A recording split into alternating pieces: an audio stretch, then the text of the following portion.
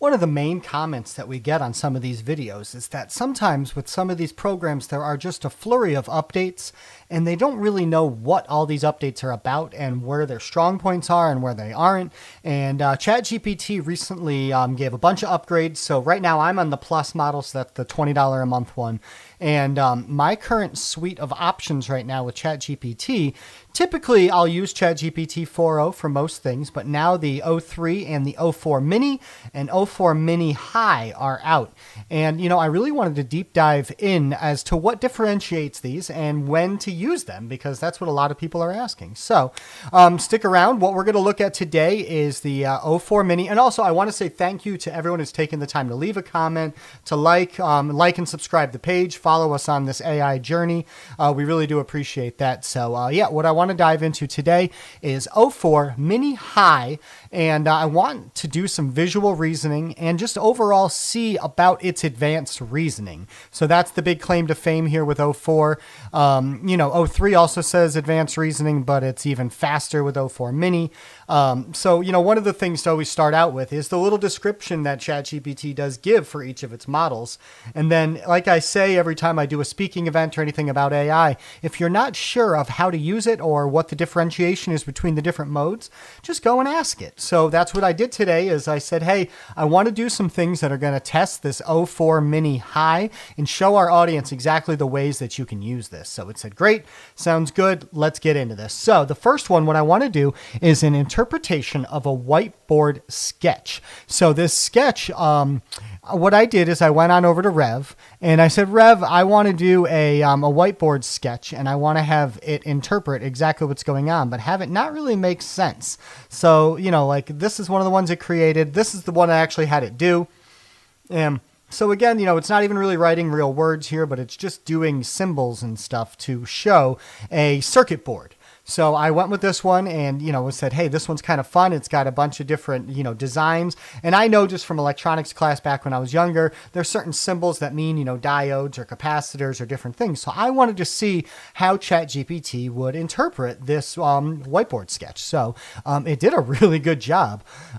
So it took about 3.5 minutes. And as it was doing it, it popped up all these different things that it thought it could be when analyzing different parts of the image. But you know what? At the end of the day, it said this really doesn't look like a plumbing diagram or a subway map or anything, but it looks like a wiring schematic for a guitar effects pedal.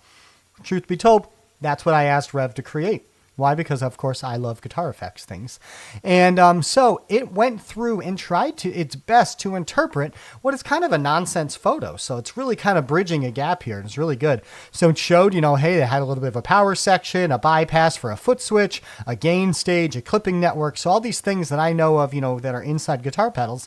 And it interpreted Rev's image for this and gave me a full, outline of exactly what's going on. So, for it to be able to take an image from a completely different program that's kind of nonsense, but to start to, draw some comparisons here, I thought was very impressive. So just think about your own handwritten sketches. Say if you are trying to just sketch out an electronic circuit, or if you're trying to do anything that's kind of a handwritten word flow, it's able to extrapolate information and make connections that maybe, your own brain wouldn't make. So altogether, very cool. It took about 3 minutes, which in the world of AI feels like forever, but to get this level of interpretation, pretty darn good.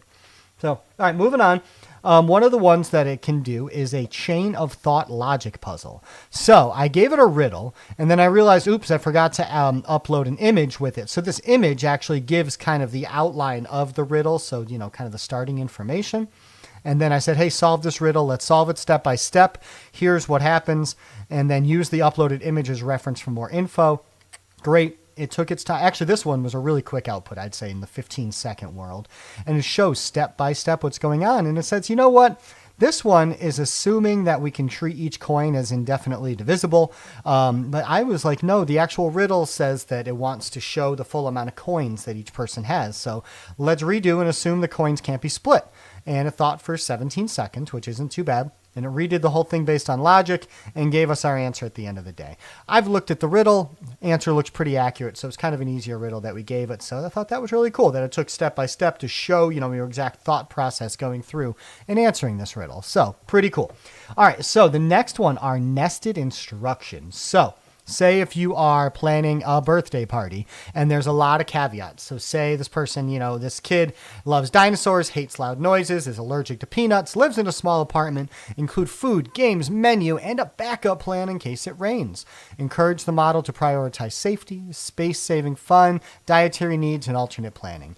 And you throw all these caveats in it. In the past, it would kind of look at some of them, ignore other ones, but this really took the time to come up with something clever, creative, and it fit, all the caveats that it gave it. So that way, everything with this party goes off without a hitch.